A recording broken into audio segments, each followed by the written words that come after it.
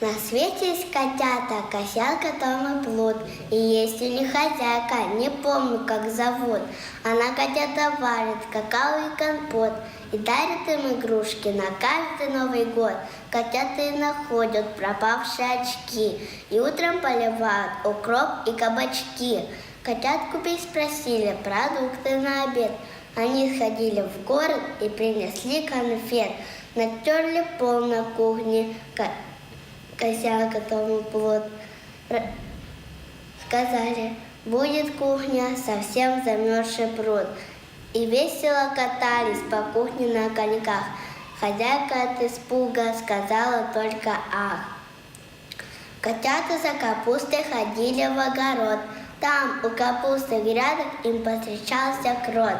Весь день играли жмурки, котята и кроты, а бедная хозяйка грустила у плиты.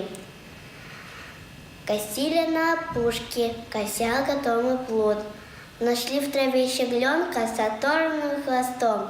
Они снесли больного к щеглихе маме в лес и сделали припарки, примочки и компресс. Ходили как-то к речке, косялка, Плут и Том.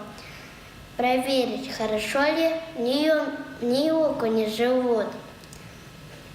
Переходят, а у речки лежит старик-судак. И до воды добраться не может сам никак.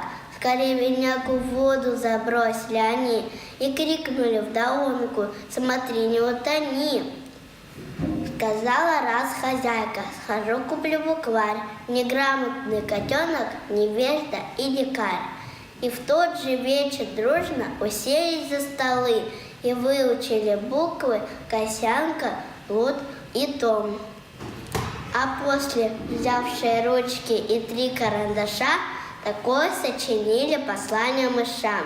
«Эй, мыши, шебуршиши, бегите из-под крыши, бегите из подвала, пока он не попало». И подписали все потом косянка, Плут и Том.